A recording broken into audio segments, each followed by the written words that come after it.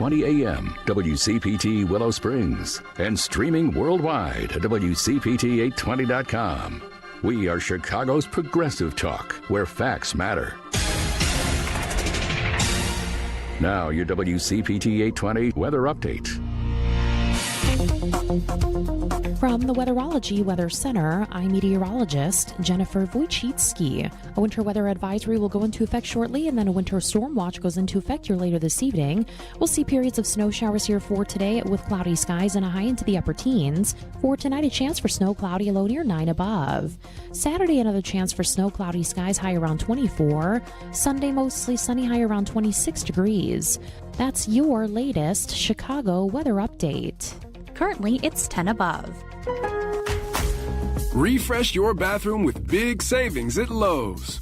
Reimagine your bathroom with up to 40% off select faucets during our Bath Savings event. Need it today? Order by 2 p.m. for same-day delivery by 8 p.m. Shop for your bathroom refresh at Lowe's. We help, you save. While supplies last, selection varies by location. Same-day delivery on eligible in-stock items, subject to availability. Fees vary. Visit Lowes.com/same-day delivery for full terms.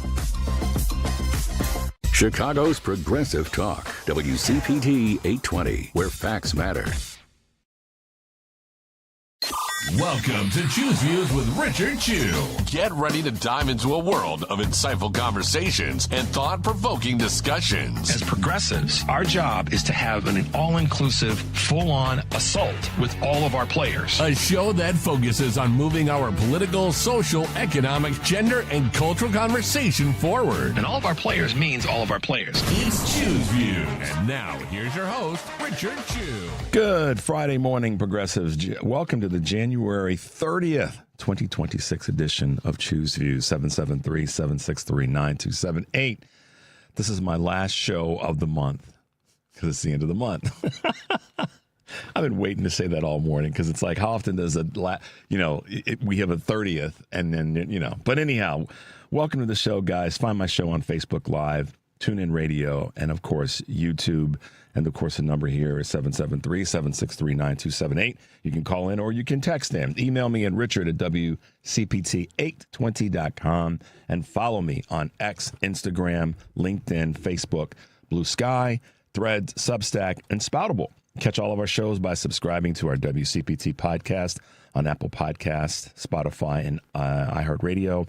There you can get Choose Views featured interviews, Joan Esposito, live, local, and progressive. Excuse me, Driving It Home with Patty Vasquez. It's The Democracy Stupid with Edwin Eisendrath, and, of course, Out Chicago and our other shows and interviews that take place over the weekend and into the evening.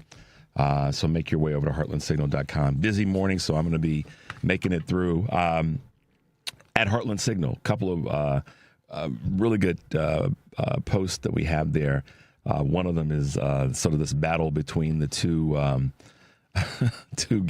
two women, Candace Owen and Erica Kirk, in this supposedly released audio of a call. And if they can't cause havoc in Minneapolis, they're gonna go, who's they? This Trump regime, down to Georgia to have an FBI raid the Fulton County Commissioner's office to grab voting ballots, election ballots from 2020. You lost, Donald. If you didn't lose, you wouldn't have called and been on recording asking for 11,000 plus votes. You lost. And now, people, there you go. Where are the prices of groceries, America? Where's the price? Where are the things that he said he was going to fix on day one? Now we're a year in and people are paying more. People are dying in the streets. The list goes on. But make your way over to heartlandsignal.com to our digital platform, a digital newsroom. On today's show, in very short order, we will have with us Illinois Comptroller Susana Mendoza right after this first break for a little bit. And then our good friend Karen Byrne from TruBlu Politics podcast will be with us in the 6:30 hour, and she and I will chop it up. 7 o'clock, Michelle Duster's back, author, historian, will be with us. And we're gonna lean into some things pretty tight this morning. African-American woman writing about issues that impact the entire country, but certainly and specifically the African American community. And then Dante King, same thing, African American author, male, who will be talking about things that impact this country and the impact that it has on communities of color. And so prepare yourselves, because both of these folks are unapologetic about how they write and what they write about when it comes to cultural issues, more on a broad basis, but specifically when it comes to the African American community. So looking forward to having all of our guests on today.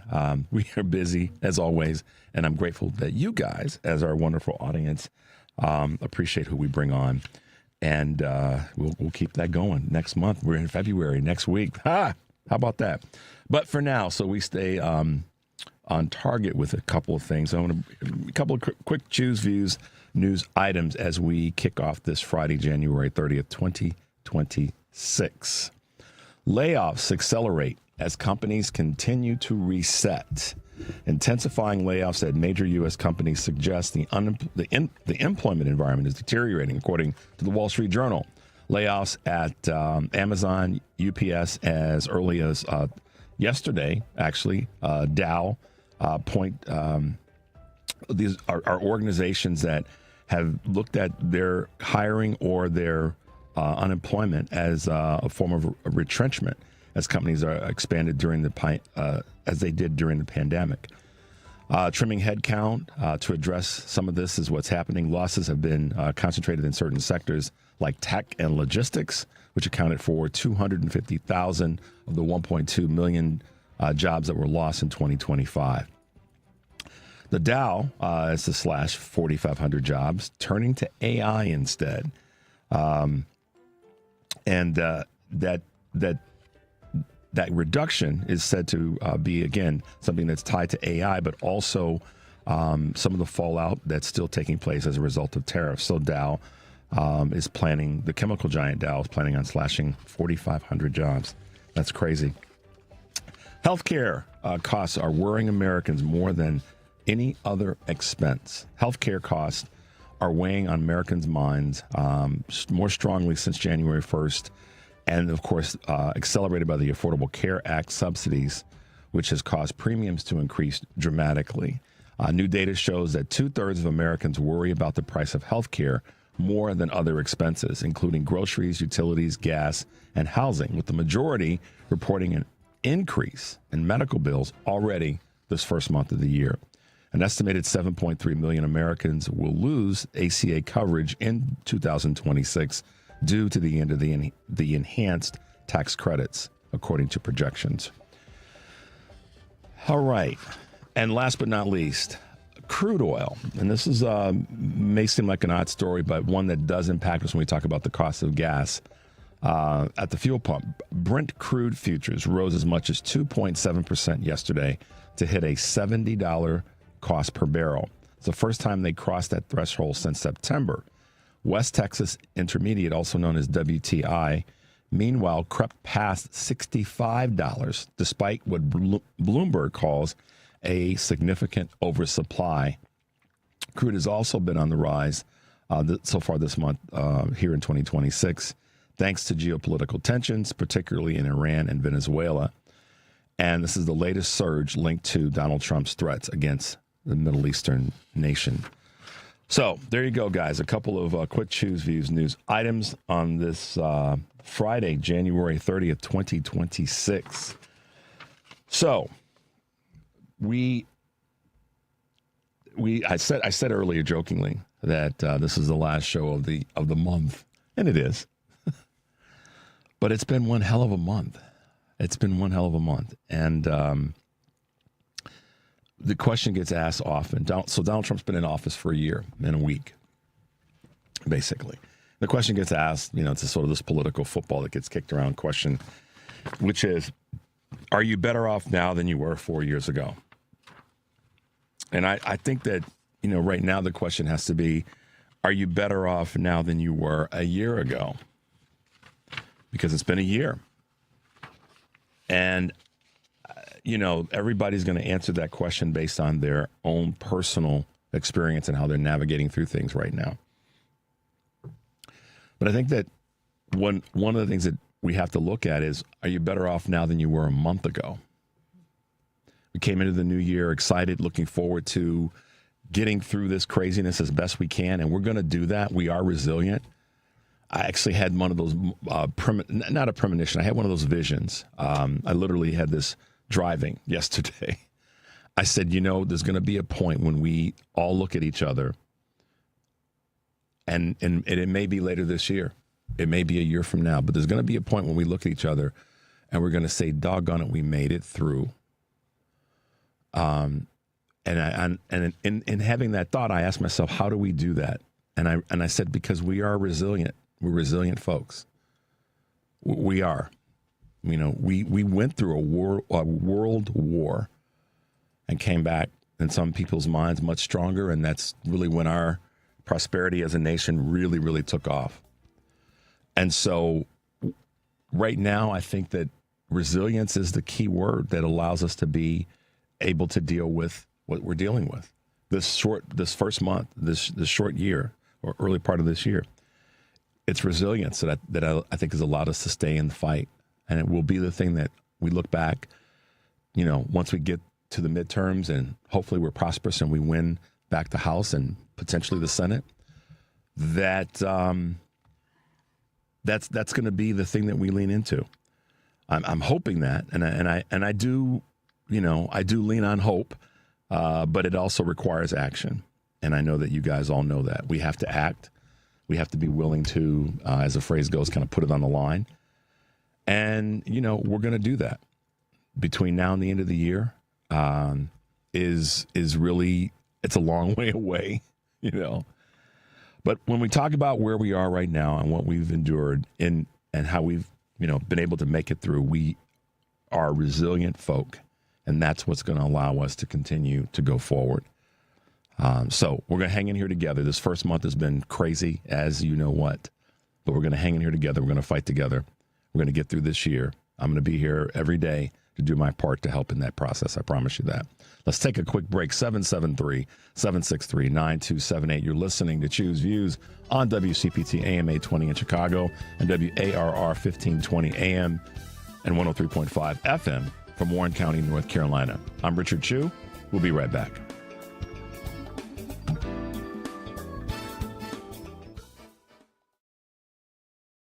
WCPT 820 will be hosting a candidate forum for the 3 leading candidates for Illinois' open United States Senate seat in the Democratic primary on February 6th. Please join us at the Plumbers Hall at 1340 West Washington in Chicago, or listen to the live broadcast. Representative Raja Krishnamurthy, Representative Robin Kelly, and Illinois Lieutenant Governor Juliana Stratton will be discussing their stances on the issues and making their case for your vote. WCPT hosts Patty Vasquez, Richard Chu, and of course Jonas Esposito will be moderating the forum. To attend in person, go to heartlandsignal.com/WCPT820 and register.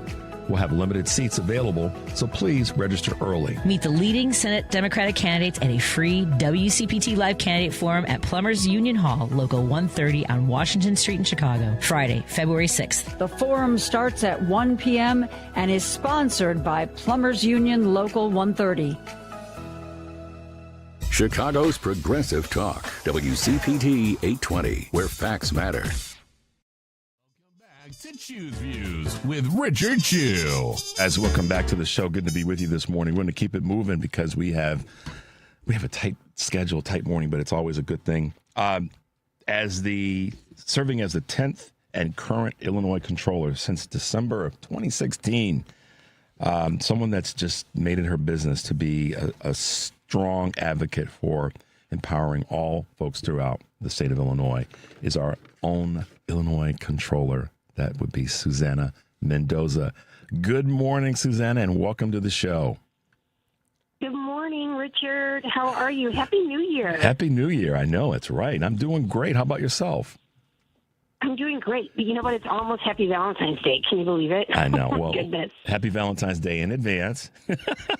Oh, thanks. Well, Thank you know, here's one for you. Last week we were able to play this great video that you and I were able to put together, and we got to hang out with some businesses last summer, and it was really a ton of fun because we got to see folks who, and as you guys heard when you listened to the video last week, it was a really short spot, but Susana and I were able to go to talk to businesses in Hyde Park, which is one of the great neighborhoods in the city of Chicago, frankly, in the country. And we got a chance to talk to some really cool business owners and see what they're all about. But you've been doing this for a good part of the year, certainly the second half of the year, going out to see businesses and talking with them, recording these videos, and really just kind of having fun hanging out with them. What's been some of the finding or some of the things that you've been able to learn and being on the ground with businesses all over the state of Illinois? So I have learned a lot from them. I mean, obviously, it's really important for me to thank everyone. You know, as I said, I'm on a thank you and a listening tour.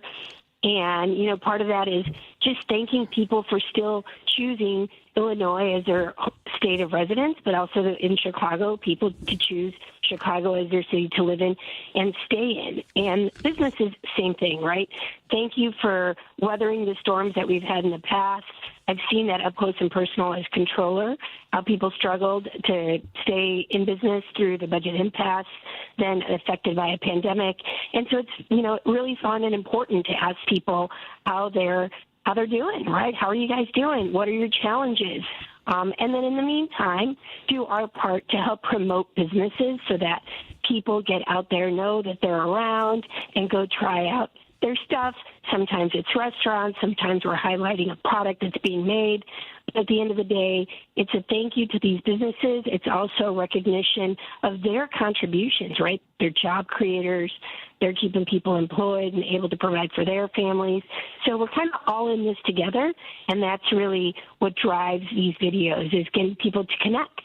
And that's what always makes a city and a state stronger. Yeah, without a doubt. And I would say that in the time that we were together in the videos that we were able to shoot, the crazy, and I don't know how often you experience this, but kind of the crazy thing that I heard listening when you would be talking to people is that a lot of people, they know certain roles. They know who, you know, they know who the governor is, and in some cases they may know who the attorney general is.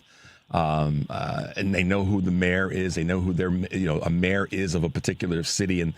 But the controller is sort of that, you know, person that's not off. People don't know what that role really means to them as a business owner because of the whole concept that, you know, who's running the financial shop of our state. So it was really interesting to me to listen to when you were talking to people, and they didn't know the role that the controller plays, not only for the state on the, you know, that sector side, but on the business side, and how important it is that we have a strong economic place. And so, what did you find, or what was the most enlightening or biggest reveal when you would talk to businesses and they didn't really know the role of the controller? Well, it's always fun to be able to, first of all, most people don't know if is it controller or comptroller, right? So that's always fun. But no, it's always important to educate people as to who we are, not because it's a popularity contest, but because of the help that we can provide them, right? I mean, for me, it's always about helping people or helping businesses. And you're always going to hear that no matter how good a business is doing, you really hear up close and personal their challenges. And so it's really important that they know that we may be able to help in certain circumstances, but it's also important for us to know and to hear firsthand what those types of challenges are, because when we're going about our business every day, that intel informs us to be able to do a better job representing those interests. So, you know, I really do think that and I'm very lucky that I do have the least known title in all of government existence, Comptroller, which is hilarious. But, you know, I'm so lucky and blessed, Richard, as I, you know, tell people when I meet them, that it was so cool to be the top vote getter in the state of Illinois in 2022 election, more so than even the U.S. Senator or the governor or the AG or the Secretary of State or anybody with the least known title and fifth on the ballot. But that, to me, signified that on that day of Election Day, which is really the most important poll you could ever take on that day, I had the most trust of the voters because, you know, in no normal universe does it make sense for me to have been the highest vote getter amongst all of the candidates on the ballot that year. But it's because I do show up, I get out there, I talk to people, and you do recognize that they might not know you because they're just going about their business. They're trying to get their employees paid. They're trying to get their business to grow. And same is true for constituents who, might not know who you are. So it's really my obligation to get out there and let people know that I'm here for them. What are their concerns? Is there any way that we can? Still there? Yeah, I'm still here. Okay, Did good. you hear me? Yeah, I can hear. I just wanted to make sure we didn't lose you. So let me ask you this question then about some of the business growth in Illinois, but also the opportunities, the tools that are out there for companies, particularly for small businesses, which is who you had really focused on in sort of your tour and the ones that we were able to go in and talk with.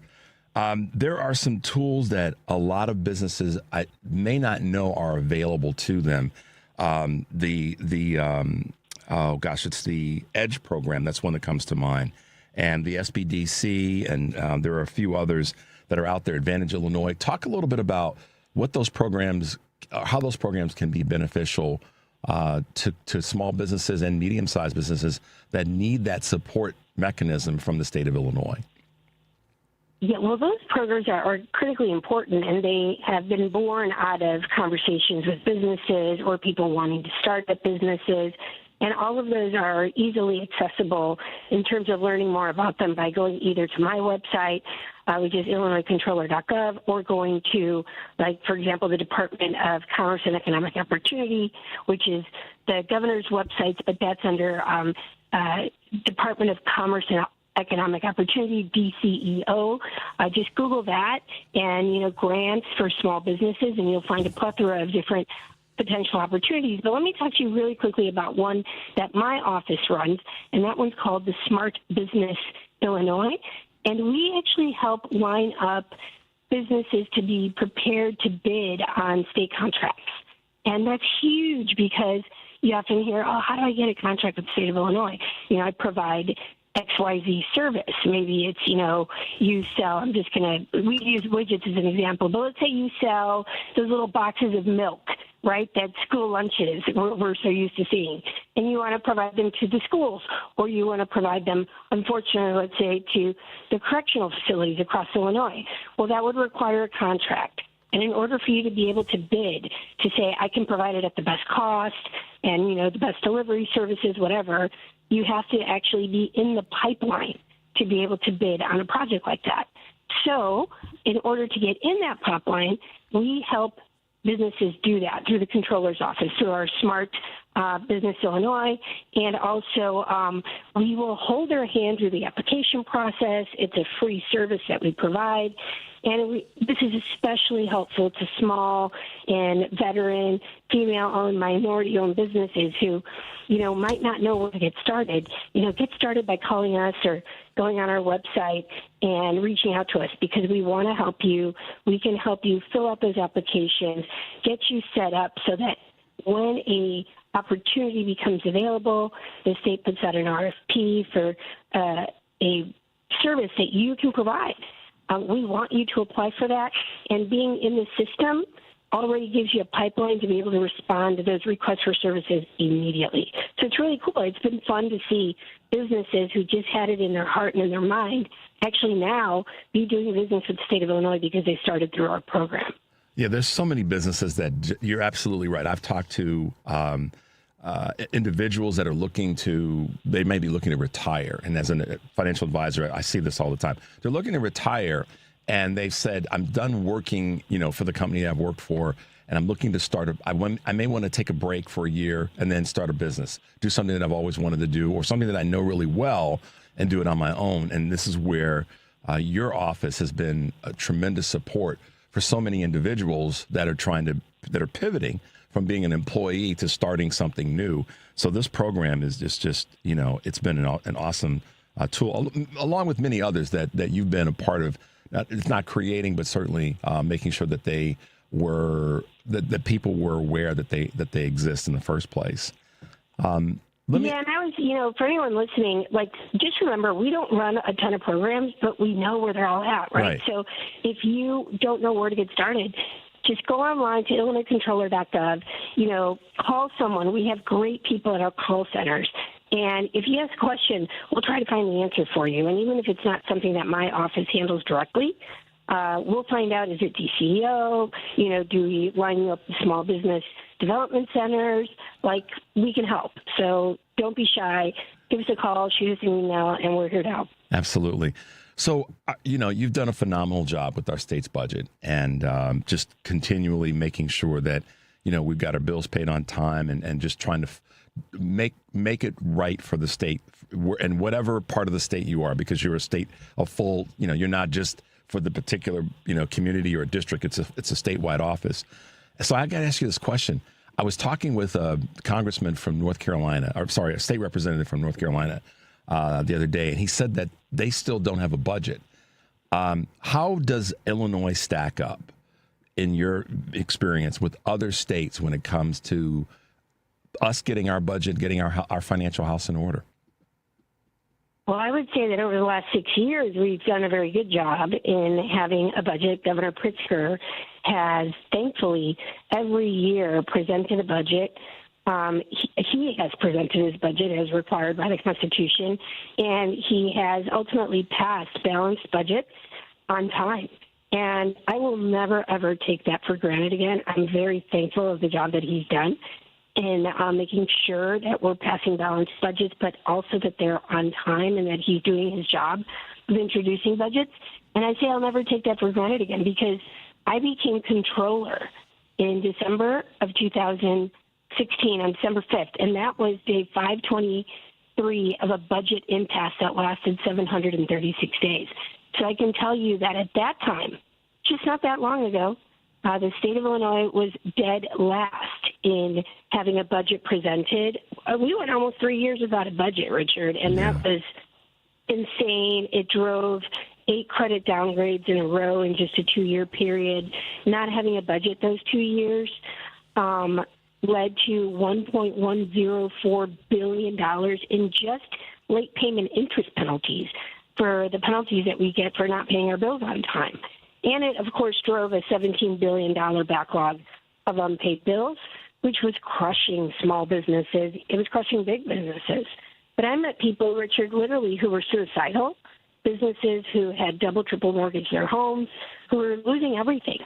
And it was a really, really difficult time to be controller. So you should give your guy in North Carolina my number, because if anyone knows how to navigate through a crisis like that, it's yours truly. And I don't wish it on my worst enemy. It really hurt people in our state. It hurt businesses. And it's certainly a high stress. There's nothing positive that comes out of not passing a budget. Yeah. It only hurts people, and it only hurts the state's economy, no matter where they're at.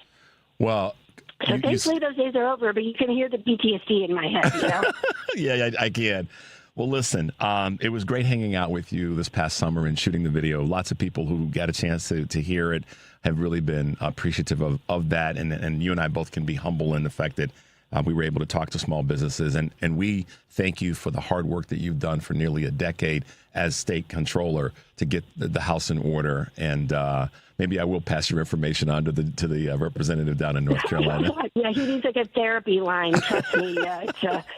But he should just make sure they pass a budget. It's up to the legislature in North Carolina and their governor, and they got to get to work. And they're still gerrymandered down there. It's crazy. But Susana Mendoza, y'all, thank you so much, Madam Comptroller, for hanging out with us this morning, and thank you for your 9 years of service. We really have appreciated it. Thank you so much, Richard, and thanks for all you do to, keep our community informed. And by the way, go check out our videos. That was super fun to film with you, Richard. I had such a blast. But the important part of these videos is finding these new gems that you may have never been to, and please go visit them. These businesses need our support, and our videos are. Lately, they've been a lot in Chicago, but I've also done a ton across the state of Illinois, and will continue to do so. So just keep watching and keep supporting and shop local. Absolutely. Thanks so much for being with us this morning. We'll talk with you soon. Have a great day. You too. Bye-bye. Bye-bye. All right, guys, quick break, 773-763-9278. When we come back, we'll be talking with our good friend Karen Byrne from TruBlu Politics podcast. You're listening to Choose Views on WCPT, AM 820 in Chicago, and WARR 1520 AM and 103.5 FM from Warren County, North Carolina. I'm Richard Chu. We'll be right back.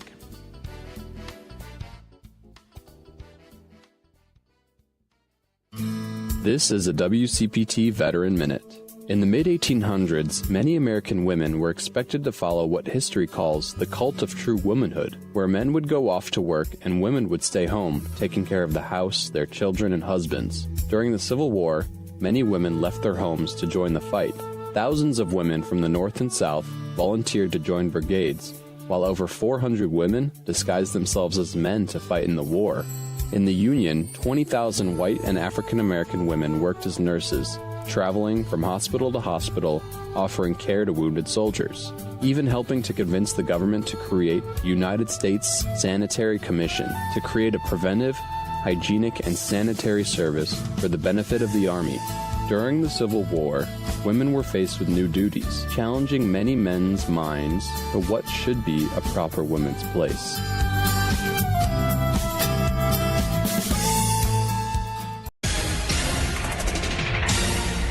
You're listening to WCPT 820. Here's the latest Chicago weather update. From the Weatherology Weather Center, I'm meteorologist Jennifer Wojcicki. A winter weather advisory will go into effect shortly, and then a winter storm watch goes into effect here later this evening. We'll see periods of snow showers here for today with cloudy skies and a high into the upper teens. For tonight, a chance for snow, cloudy, a low near 9 above. Saturday, another chance for snow, cloudy skies, high around 24. Sunday, mostly sunny, high around 26 degrees. That's your latest Chicago weather update. Currently, it's 10 above. Because facts matter. You're listening to WCPT 820. Welcome back to Choose Views with Richard Chu. Hey, guys, welcome back is correct. Thanks for hanging out with us this morning. Good to be with everybody as always. Thanks to Henry, thanks to Mike, and thanks to Whitney, keeping us on the rails as they always do. And because it's Friday, we have certain things we do on Friday, and one of them is hanging out with our good friend Karen Byrne from TruBlu Politics podcast. Good morning, Karen, and welcome to the show. Hey, good morning, Richard. Thanks for having me on as usual, as always. Absolutely. Too bad we can't be in here shadow boxing together, because I know we're trying to just manage your time out in this cold like all of us. So I know we normally would have had you in, but we figured, let's just do our thing by phone. I hope you're doing okay. I hope you're just hanging in there. I know it's been what do we say, Karen? I mean, well, I was just thinking about it. It's hard to believe, but it has been a full week, since we spoke. And, a man was murdered in the street. You were asking how, are you better off a month ago? No, I can say no. And I can say 100% no from a year ago, And here, let's frame that a little bit, Karen. Let's frame that. We could be talking about that from a couple of different signposts. One of them is always going to be sort of the default of, are you better off financially? Are you better off than you were a year ago? And then fill in the blanks financially. Well, let's set that one aside for a second. Not that it's not important. And then it's the tip of the iceberg. I call that the tip of the iceberg. Let's look at other things other than just the financial piece. How about emotionally? Are we better off a month ago or from a year ago? Emphatically no. Take that one, Karen. Emphatically no. For so many reasons, but of course the thing that has impacted all of us here in Chicago, and at a very visceral and real level is DHS and Trump and Stephen Miller's and Homan's and Bobino's attack against the American citizenry. complete trashing of the Constitution, not having to provide any probable cause, not having to utilize judiciary warrants, not going after criminals, going after abuelos that are selling, ice cream on a street corner. They're going after people off, taking people off of work trucks. They're taking little 5-year-olds out of Minneapolis and using them as bait to lure their parents out so that they can take them, and on and on and on. And now we have, protesters who are exercising their First Amendment rights to gather and petition their government and protest their government, speak out.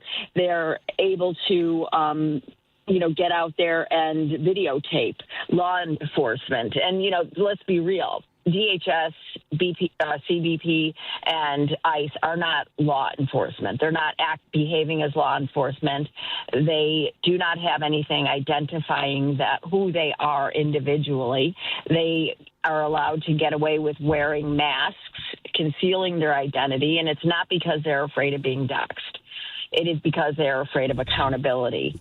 And so, here we are, and I was looking up the statistics, and in 2025, ICE killed 37 people, and now in the first month of 2026, they have already killed 9. They're on pace to potentially kill more than 100 people this year. And let's be real, the two that have been front and center in the news are Renee Nicole Good, a mother, and Alex Preddy, an ICU nurse for the VA. And they're both have something in common. They're both white. Mm-hmm. But the reality of the situation is, and this is where, if you didn't think that we value black and brown lives in this country, this is a big indicator for me that we still do not, and we still have a lot of work to do, and our media has a lot of work to do, because too few people are talking about Keith Porter, mm-hmm. Geraldo Campos, Victor Diaz, Parity La. Let's see. There's just a few names: Luis Yanez Cruz, Sanchez Dominguez, Gustavo Nunez Caceres. And these are just, these are people that were also killed at the hands of ICE. Yeah. And the difference. So Karen, I said at the top of the show that today was going to be, there's going to be some conversations around, blackness and brownness and privilege in this country, because, of course, Michelle Duster, author, and Dante King, author and speaker, and of course you, because you are the I would say one of the most openly unapologetic white people right now that I talk to, that's in my circle, that basically has said, in your own words, we have got so much work to do. And the we is not black folks and other brown folks, it's white mm-hmm. folks. And you've said that's that. Right. Kurt Mullett has said that numbers of times. The clip that he put out that I aired on Wednesday is super powerful, because he talks about the fact, it's horrible that we lost Miss Good and that we lost Mr. Preddy. But what about all the black folks who, mm-hmm. and you have to understand this. When I say it, I know it's heard, but I know that what we try to talk about is, in this conversation around race and culture and even gender, that, a white woman was gunned down in the streets of America. A white guy was gunned down in the streets of America. But there's so many other black folks that have been gunned down in the streets of America. And, mm-hmm. Other than, frankly, George Floyd, which, because of the fact that it was recorded, see, this is the point I want to come back to. The fact mm-hmm. that this is recorded and that we see it live is a big reason why people can't look away from it. They might try to justify it, but they can't look away from it. And so mm-hmm. the spin that's out there right now is one that I think is that's got a lot of people frustrated, because, once again, we're not talking about the people who weren't recorded that were black or brown that mm-hmm. have been killed by ICE. Mm-hmm. But they're still, but their lives have still been taken from them. And I want to see their criminal record and how bad of a criminal they were, that was the final choice that had to be made, was to kill them or to cause their death. Well, sure. And in some of these cases, it's by denying medical care to them, life-saving and life-sustaining medications that they're required to have. And being at the ICE detention facility, I've seen there is no process in place for getting medications to detainees. Yeah. So imagine if you have, diabetes, or you have, some other, cholesterol, heart medication, whatever, I mean, so or it's not, the cruelty. but you're just, you have nothing, but you just get dehydrated because of the elements and all the rest. Mm-hmm. So right, and they're not allowing you enough water, and they're not giving enough food, and they're making them sleep on concrete floors. With it's absolutely abhorrent and inhumane. And anybody that is going about their daily lives and feeling just like nothing is going on and everything's fine and dandy, it's hard. The biggest challenge, I think, is making it through the days, and I think one day at a time is the way we have to approach everything. But going to parties, doing gatherings, it feels also wrong in this moment to me. Yeah. It's like they say that feeling joy is one of the biggest acts of resistance, and and we have to be resilient, but it's really hard. That is the biggest challenge for me. I know that. Yeah. No. I was just going to say, I know how that feels. I mean, I'm being honest about how we process this. I said earlier in the show that how we've made it this past 12 months and how we've made it this month has been really about resilience, and that we're going to need that to go forward this rest of this year to get to the midterms, that we can hopefully throw a wrench congressionally in what this regime is doing. And of course, that resilience and that stoutness that we all know we need every day is going to be critically important. But I'm with you. Sometimes I think about, if I'm doing something that's fun, I feel a little bit, not bad, but my mind does say, how are other people who are in a far worse situation, dealing with ICE and dealing with immigration and all the other things, how are they navigating? So I think that what we have to do is embrace the joy, embrace the bright moments, try to do what you and I do, which is to highlight and talk about the things that are going on, but do it from a perspective of to use the words, we shall overcome, we shall get through this. I think that's also got to be part of how we navigate this. And I think, of course, when we've talked about this forever, so much of the way how we move through this and how we get through this is by seeing our elected leaders and our party stand up against this. And, the leaders in Minnesota are, an example of how you stand up against it. The one thing, with Governor Walz, that I'll be honest, I wish that he didn't say I had a good conversation with, framed the conversation with Trump as a productive conversation, because we know that's not true. Yeah. Well, and then how do you define it? I mean, I know what you mean. It's like, the part of us want I'm guessing, I don't want to put words in your mouth, but I'll ask the question. Would you have rather him said, gosh, he's still such an idiot, and it wasn't productive, or to be constructive, it wasn't productive at all. Right. It's a hard line. And understandably, they are under fire. And it's like, his conduct and how he navigates through any interaction with him is absolutely, critical. It's life and death now at this point.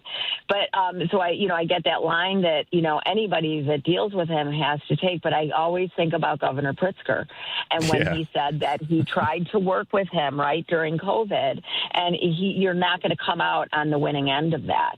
Yeah, good point. And already Trump is, walking back some things. So I think in that situation, I would almost wish that he said, these are the things that I requested.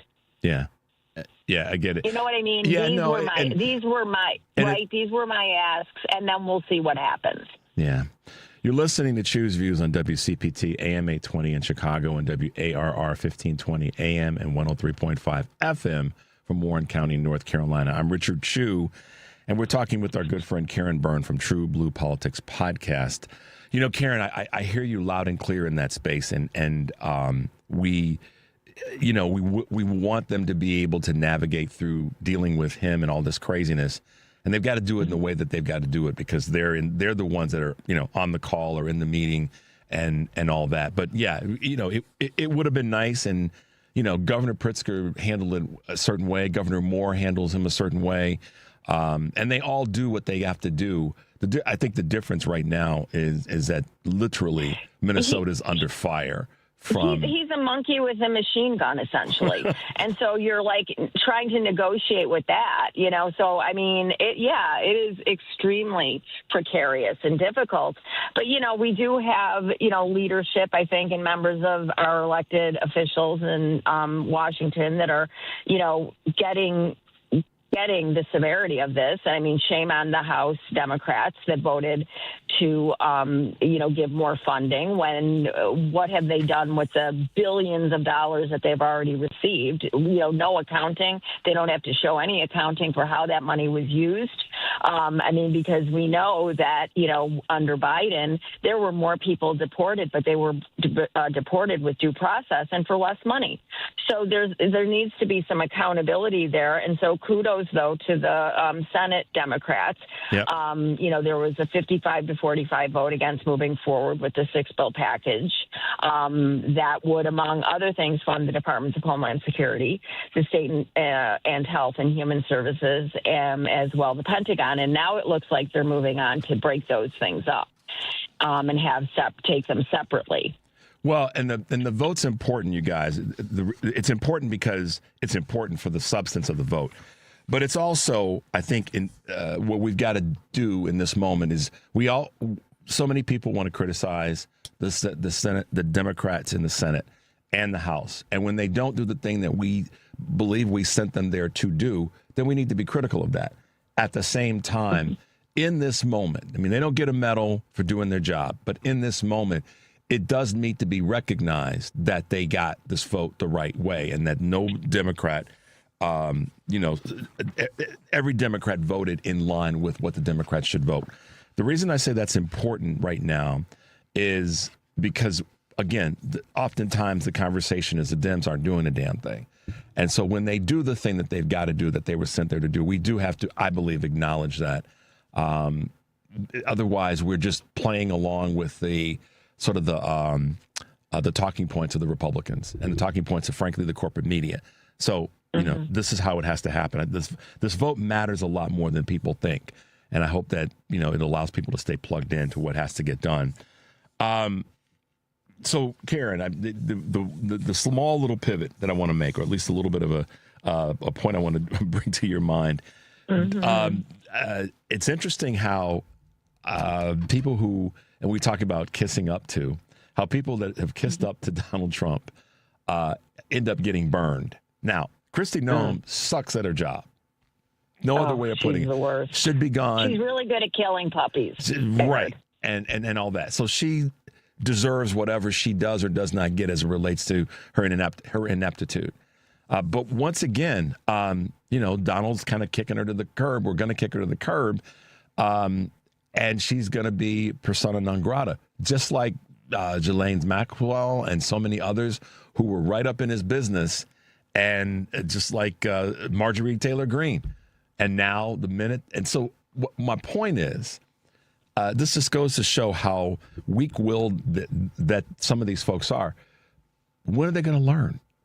When are they going to learn that you cannot get close to this heat demon, because he's going to burn you at some point, and he's going to get you to do stuff that you got to know deep in your soul is not right, and then you do it and you advocate for it, and then you get burned. And I dare say that what's the woman who's got the skunk hair? That's the come on, guys.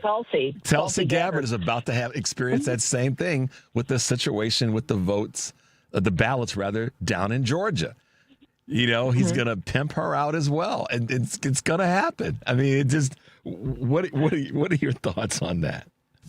Okay, wow. Well, now you really triggered me. Now, I mean, here's the thing. I mean, Tulsi Gabbard, first of all, any reporter, any journalist worth their salt is going to, for sure, when they have an opportunity and she's got the mic up to her lying face, to ask her the questions about regime change in Venezuela and how she feels about that. Because that's basically what she ran on, and she was screaming about and criticizing, the U.S. government for forever, and I mean, I have my issues with that too, and the way we play on the world stage. But she's just a horrible person because she came out there and she posed and she presented herself as something that she absolutely wasn't. So I have a bigger issue with her, honestly, than the rest of these women who allow themselves to be used by this regime and by the Republicans in general, that think that their close proximity to white maleness, to the patriarchy, is going to protect them in some way, because it's not going to. And as you said, they're going to, I don't think that he's good. This is the way Donald manipulates these people, though. Because, I mean, and look, they stand for nothing. Marjorie Taylor Greene standing up there and doing the obvious thing, standing by the victims of Epstein, and calling out the Trump-Epstein cover-up by the DOJ. That is the obvious thing to do. Like, duh, of course you're going to do that. And, but that doesn't change who she is. That doesn't change how she speaks about gay, LGBTQIA people, how she talks about black and brown people. It doesn't change who she is in her core. She is a soulless hell beast and always will be, as is Kristi Noem. And so I see with Kristi Noem, she's just going to be moved, and she'll be like, an ambassador to, some, like, hopefully not Greenland, somewhere down under, and. And just like, Kimberly Guilfoyle, she was set out to, pasture in Greece. And I mean, it's just, so it's like, he has a way of, he's going to kick her to the curb, but he's not going to totally, because she could always come back. Yeah. Or we could see her on Fox News. I mean, I don't think that she's going to be gone for good. Yeah. But it is interesting to see the rats, the big bag of rats, fighting each other, and her saying that she did it all under the direction of Donald Trump and Stephen Miller. Yeah. In other words, I was just following orders, and that's not going to cut it. So she might be able to be sent down under or whatever, but when this is all over and there are Nuremberg-style trials and these people are subpoenaed and investigated for their criminality and corruption. And I mean, she's already spent $250 million of taxpayer dollars for those ridiculous ads. I mean, there's all kinds of criminality going on. So eventually they're not going to be protected. Yeah, and that's why I didn't mean to get you wound up, but I got you wound up. So I can't stand women that do that. I'm sorry. It's like you are... That really just drives me crazy. Don't say it. Don't say it. So listen. As we wrap up, I want to share with you a text that we received from one of our listeners. It says, "Truly appreciate Karen's comments regarding Black lives, quote, should matter," and that's coming from one of our listeners, Jennifer, and wants to thank you for standing strong in the face of all this when it comes to issues for black and brown people, and using your privilege as a white woman to lean into that. So kudos to you, and Jennifer is sending that as well.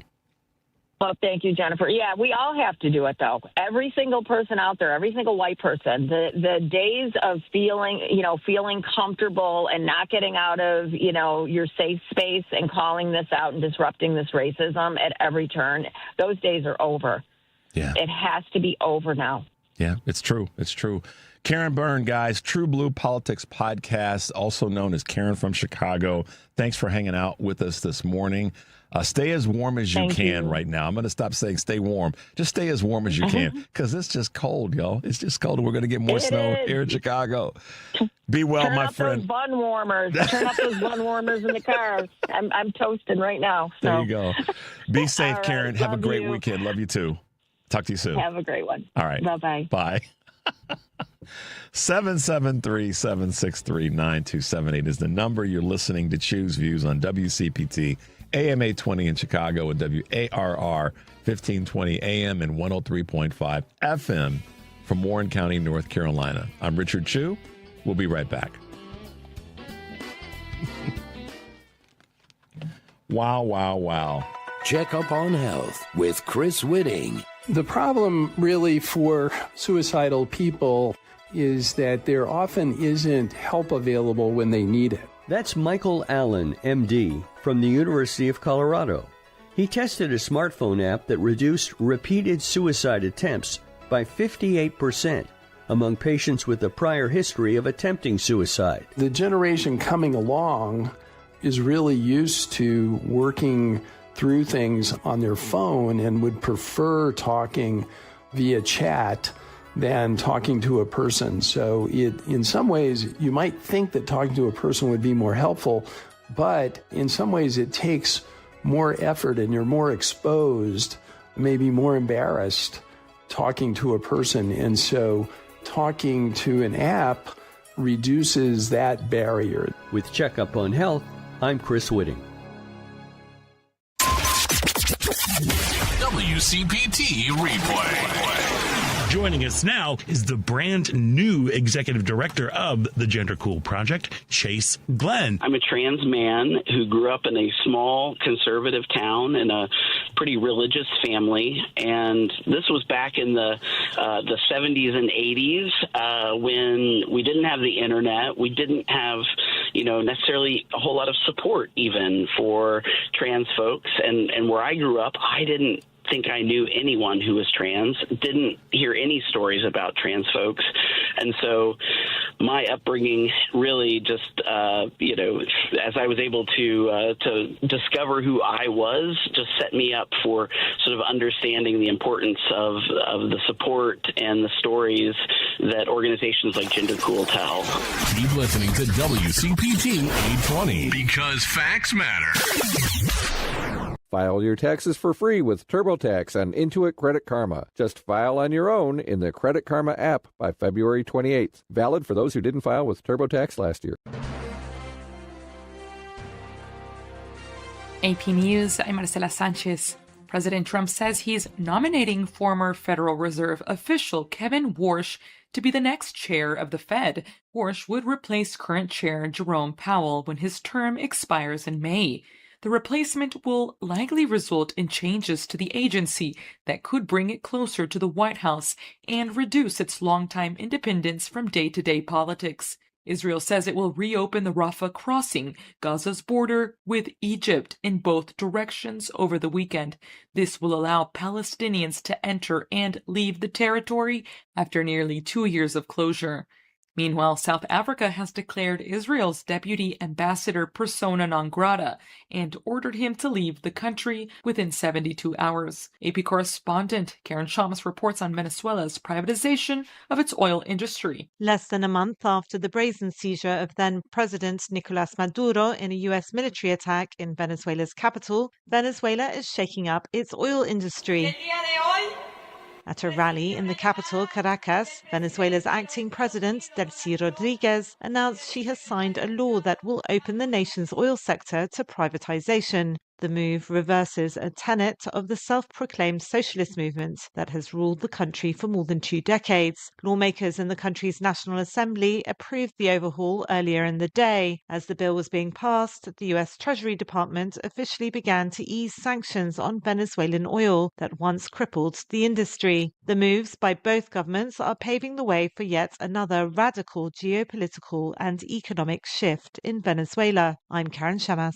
U.S. futures dropped while European shares opened higher after markets retreated in Asia. More stories at apnews.com. This is AP News. Melania Trump is marking her first year back as First Lady with the global release of a documentary she produced about the 20 days leading up to her husband Donald Trump's return to the White House. Melania premiered yesterday at the Kennedy Center and will be released in the U.S. and worldwide today. A top U.S. track star and two-time Olympic medalist has been arrested. Correspondent Gethin Coolball has more. Olympic sprinter Sha'Carri Richardson has been arrested and charged with speeding in Florida. Authorities say she was driving 104 miles per hour on a parkway near Orlando. A spokesperson for the Orange County Sheriff's Department says she was dangerously tailgating and weaving through traffic. Last year, she apologized to her boyfriend after being arrested for a domestic violence offense at Seattle-Tacoma International Airport. I'm Gethin Coolbaugh. And I'm Marcela Sanchez, AP News. This is 820 AM, WCPT Willow Springs, and streaming worldwide at WCPT820.com. We are Chicago's progressive talk, where facts matter. Now, your WCPT 820 weather update. From the Weatherology Weather Center, I'm meteorologist Jennifer Wojcicki. A winter weather advisory will go into effect shortly, and then a winter storm watch goes into effect here later this evening. We'll see periods of snow showers here for today with cloudy skies and a high into the upper teens. For tonight, a chance for snow, cloudy, a low near 9 above. Saturday, another chance for snow, cloudy skies, high around 24. Sunday, mostly sunny, high around 26 degrees. That's your latest Chicago weather update. Currently, it's 10 above. 1 in 4 Americans have a disability. I'm one of them. I'm also a working mom who cares deeply about making sure every child with a disability thrives by getting their access needs met. We've got a trusted ally by our side. Easter Seals provides children and families the foundation for lifelong success through early learning programs, skills training, and prep for college and career. That's my Easter Seals. Make it yours. Join us at easterseals.com. Hey Google, play WCPT. Streaming Chicago's progressive talk from TuneIn. Welcome back to Choose Views with Richard Chew. Well. Second hour of Choose Views on this Friday, January 30th, 2026. Great to be with you guys, and always great to have our good friend Karen Byrne from TruBlu Politics podcast with us. Comptroller Susana Mendoza in that first bit of the show. And we just keep this train moving along today. Author, educator, public historian, my good friend. I'll go as far as calling her kind of a cousin, a cultural cousin, somebody that just understands, has understood for a long time, but particularly now with all that's going on and all that we're dealing with, why connecting, writing, publishing is so critically important. She's also one of the contributors for a magazine that you guys should all, male or female, black or white, should be reading, Rebellious Magazine for Women. What Michelle publishes and posts is just really incredible. And it's all about reminding us, as much as it is about informing us, guys, it's about reminding us of how we got where we are in so many different ways in this country. And most recent article, centering ourselves, Black history can't be erased, remembering Emmett Till and his family's impact on America, not Black America, but on America. So it is my honor to say Happy New Year. Welcome to 2026 on this next to last day of the first month of the year, Michelle Duster. Good morning, Michelle. How you rolling? Good morning, Richard. 2026. Good to be with you again. You too. I know that we didn't get a chance to hang out in December like we wanted to, but here we are, January. We get to hang with you the last show of the month and then get ourselves kind of our oars back in the water as we go forward this year. But we're a month into this year, and good Lord, I mean, it's not Michelle, I say this a lot, and then I say this to you personally when we're talking, and I say it on the show. It's not like people didn't say. It's not they tried to warn us. Many voices said this was going to happen, and we'd be here, and we are here. And so it wasn't for lack of warning. It wasn't for lack of listen, guys, this is the direction that we're going to head if Donald Trump gets back in office for a second term. So, as best you can, highlight how this month has impacted you, and then we'll get into talking about the article and a couple other things that landed on my desk late yesterday. How it's impacted me personally? Yeah, well, your feeling, how this is when you're sitting back and looking at this. What is it that goes through your mind in this this month of January and these two killings and all that's happening with ICE in Minneapolis? The best way I can describe it is I really feel trying my best to restrain myself from saying "I told you so." Mm-hmm. Because that sounds callous and, and sort of self promoting or boasting when people are in pain. But I equate it to, anything like when you're dealing with children and it's like you tell them the stove is hot. You tell them, don't touch it, don't touch it, don't touch it. It's going to hurt. And they just do it. And then you just have to sit back and be like, okay, well, I did tell you. So it just seems like we are in a country where certain people decide to ignore the warnings of other people because they don't think something will happen to them personally. They feel like they're immune, and they don't value the voices of those who are telling them something. So, it's almost like you just have to sit back and wait for them to actually see for themselves and learn for themselves. And then on top of that, then all of a sudden it becomes like they're the ones that are enlightening people. And it's like, okay, so now you're going to snatch the narrative that we were already telling you about. And so you're going to be the enlightened ones who are all of a sudden the leaders of something that we already were leading. So it's a little frustrating. And it's very sort of depressing that in order for people to understand the realities that a lot of us already understood, that people have to, unfortunately, people need to feel the same pain. Mm-hmm. Yeah, that part is, it's weird and oddly odd. It's like. And Michelle and I are going to speak to this from our very African American experience. We have said for so long that this was real. This was not we weren't making this up. It wasn't the race card. It wasn't in the gender card. It was none of that. And we've beat this drum for such a long time. And the moment that this happened to Miss Good, I was like, how is the country going to react to this? Are they going to, and within an hour, they were already villainizing her and making her the bad person. And what was just a weird mind blank on this was that it was all because of this thing called ICE that's trying to take brown people out of this country. At the end of the day, that's that is the foundation of all of this. And so even though it was a white woman that was killed on our streets and now a white guy that was killed, at the end of the day, for black people, it's reminiscent of slave catching days. It's reminiscent of, going after people who were and are foundational members of this country. It's happening real time now, but just with a lot more money and a lot more vitriol.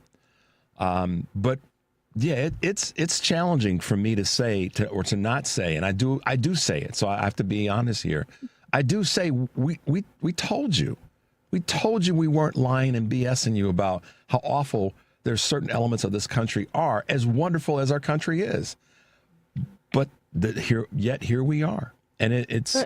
Go ahead. But the thing is that even if some people believed us, that this was going to happen, they didn't care if it would happen to other people besides them. So it's like a two-pronged thing. One is that some people thought we were just making stuff up and we're alarmist and we're, conflating things but then some people might have believed us and they did not care because they thought, well, they believed the rhetoric. Oh, he's just going to go after the worst criminals.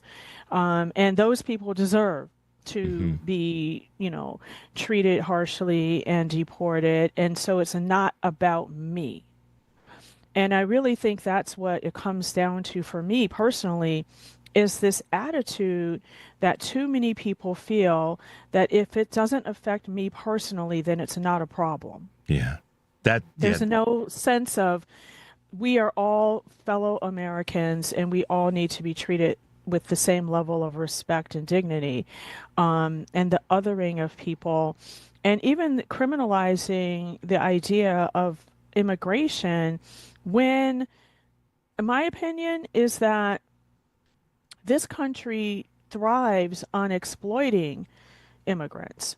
We have so many examples of employers in different industries who underpay people who have migrated to this country and exploit the workers with always the threat of people being deported. So too many people are okay with that. With that level of exploitation of migrants, and then want to criminalize them for doing the work that nobody else wants to do under the duress of them always feeling like they can be deported. So on multiple levels, this is very disturbing. It's disturbing. That's such a great way of putting it. And I didn't miss that one, but I hadn't put enough thought into it, and I need to put more thought into that part. The exploitation around immigration is also a problem that quote unquote the powers that be lean into and actually benefit from.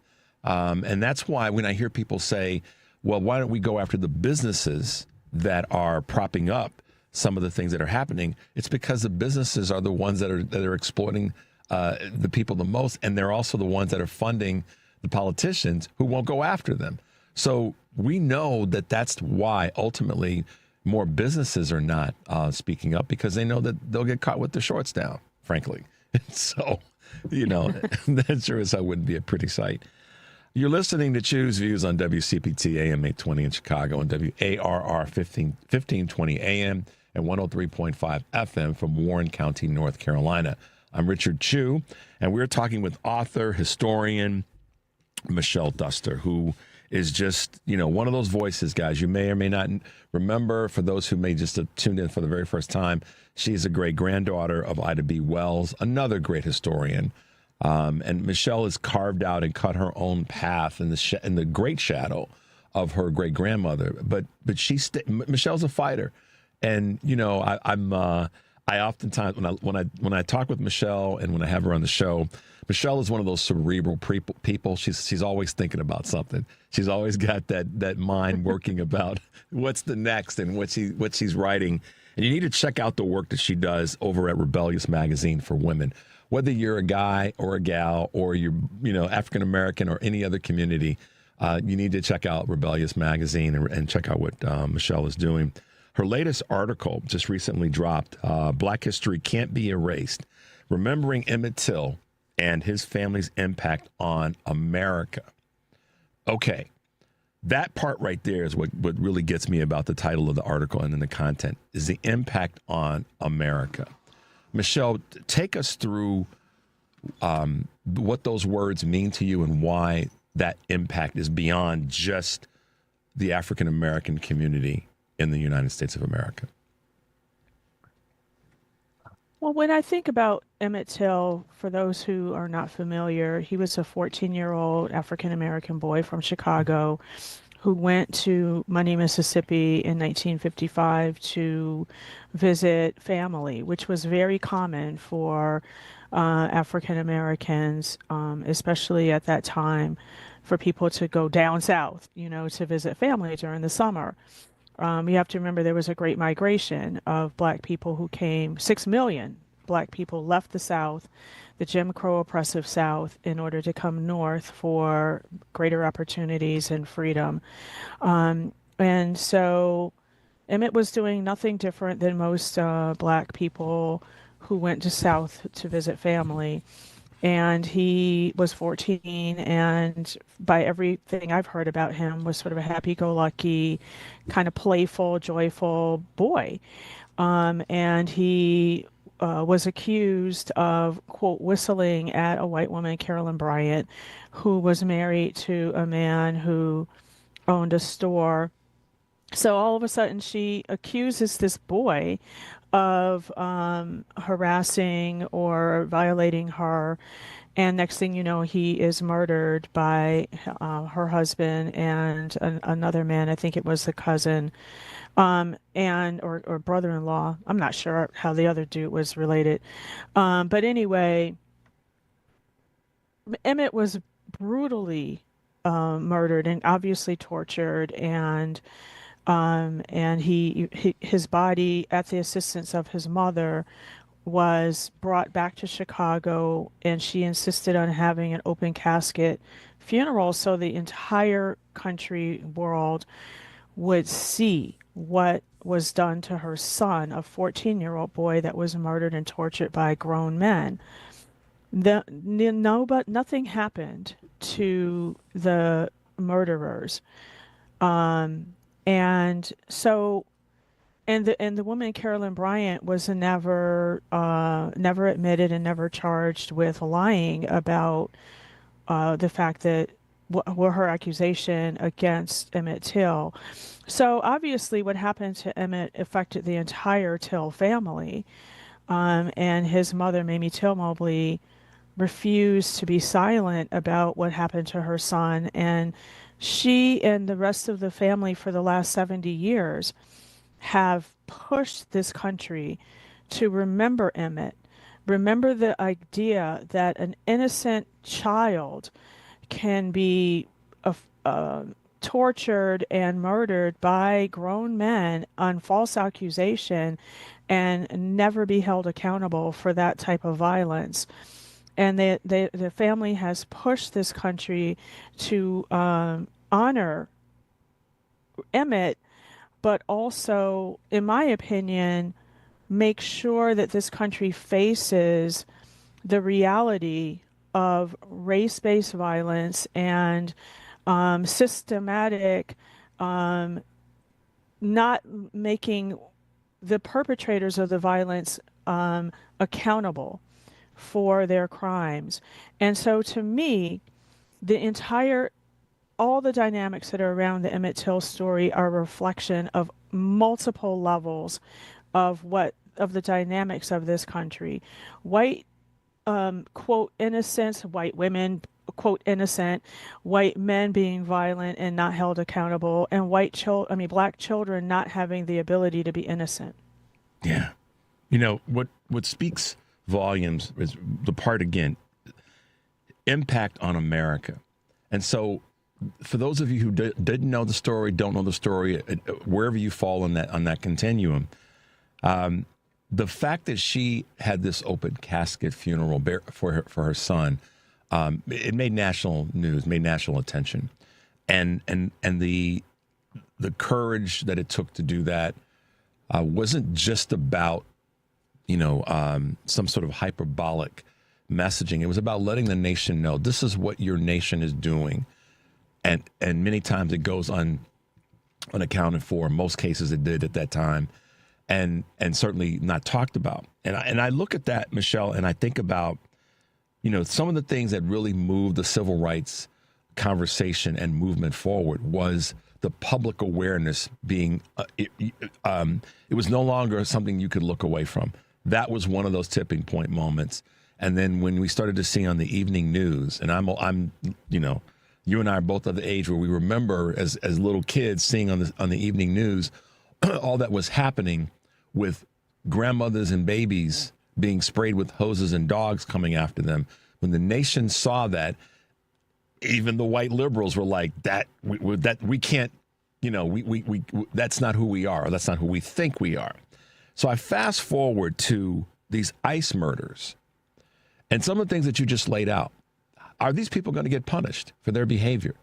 They're probably going to get a pass, very probably going to get a pass, depending on who's in leadership in this next cycle. But the other part of it, and we can see that already by the way the administration wants to snatch the investigation from Miss Good's murder, and now trying to get people out of Minneapolis and change the players to cover up what clearly we all saw. And once again, the country is still kind of going, yeah, but.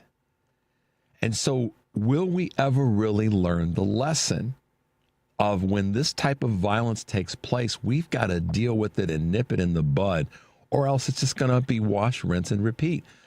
And this is what's happening now with ICE in Minneapolis, and it's happened here in Chicago in many ways. And my question is going to be, is the country going to learn its lesson, or is it going to just continue to kind of pull the curtain down and go, to your point, Michelle, circling back, it's kind of over there. It's not really affecting me. That's them. Or will the country actually be brave enough to step up and say, we've got to stop this now? Right. And I mean, just we can fast forward to this past year. All of the people who stormed the Capitol in 2021 were pardoned. Yeah. And so to me, that is the same, continuum of people not being held accountable for violence. All these people screaming about Blue Lives Matter who attacked police officers at the Capitol, and several of them died. But so where are the Blue Lives Matter people, that were so adamant about police lives mattering? And, and even if we go back a few decades, with Dante King, all those police officers were exonerated. So we just have this pattern of this in this country of the people who are in positions of power and or adjacent to the power structure, which happens to predominantly be white, not being held accountable for crimes against people that are viewed and deemed as a lesser than. So with ICE, the demonization has been for migrants of brown, because nobody seems to realize or acknowledge the fact that there are white immigrants in this country. I worked with a whole bunch of them at one job that were mostly from Albania. But, it's like, so why aren't we talking about other people who immigrate or migrate to this country? They might, sort of overstay their visas, things like that, but nobody's talking about them. It's like immigrant has been made a synonym of brown people, but there are a bunch of immigrants who are not brown that are not included in that sort of now what's considered a pejorative term. Yeah, it's that's such a great way of putting it, and I've said my version of it so many times that what about talk about others? What we are not seeing in any shape, form, or fashion are people that we know if we're going to use illegal, quote, what's the definition of illegal? Is it they've committed some violent crime or they've overstayed their visa? Either way, whatever the bandwidth on that is, that's still, if illegal is the defining, that's the benchmark, then illegal is illegal. But we don't see those overstayed visas, people. And I get it every now and again. I'll get a text from someone that says, "Yeah, but I've got a friend and he's freaked out because he's worried. He's worried, but did they show up in his neighborhood and start snatching, little Albanian boys and girls or whatever other community that comes from Central Europe? It's not happening." And this is where you and I, folks like you and I, get pushback. And Dante will talk about this too. Is that when we bring it up, people get uncomfortable. And they get uncomfortable not because of the topic or the subject matter, but because they know it's true. That same energy, that same amount of resources and all the rest aren't going into those neighborhoods, those communities readily, regularly.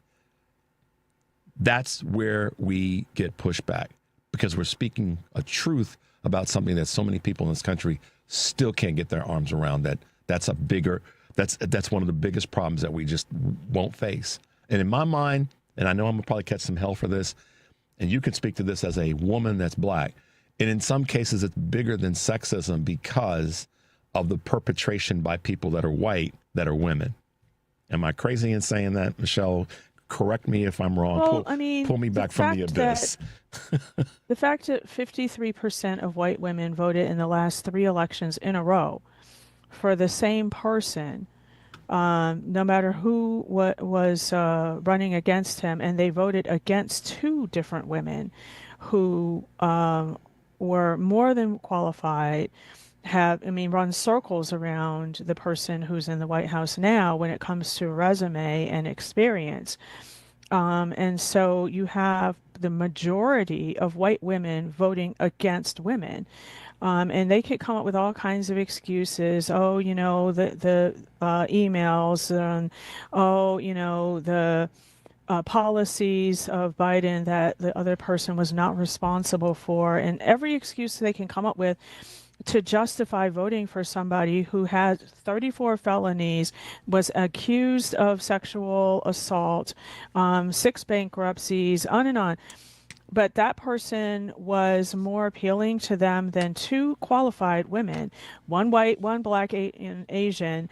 It doesn't matter. It's like women can be unbelievably qualified, and other women will still find a way to disqualify them. So it's almost like misogyny has been co-opted and sort of accepted by women. And that's a problem. And it's white women. If you look at the demographics, if you look at the results of the election, I'm not just saying this to be a hater, it's just factual. 3 elections in a row, the majority of women who voted for this person are white. No other group of women voted for him in the same numbers or the same percentages. So there's something going on in the heads of white women that are anti-women. Yeah. And that's the part where sometimes it's even hard for me to speak to that. And I try to, stay in my lane when I talk about it. But the data, unfortunately, speaks to that far more than you and I can. But at the end of the day, Michelle, we appreciate the work that you do. We appreciate your articles and your writing and your voice. So thanks again for hanging out with us. And as we get through this first month of this new year, and I look forward to having you back in a couple of weeks to talk about your latest article and talk about how we navigate through in this subject matter. Michelle Duster, author, historian, and one of the contributors to Choose Views. Thank you for hanging out with us this morning. Go check out her work at Rebellious Magazine. And Michelle, give them your website one more time. My website is mldrights.com. Fantastic. Michelle, have a good weekend. And I'll say, like I said, everybody, stay as warm as you can because it's cold right now. Talk to you soon. Thank you. All right. Okay. Bye-bye. Take care.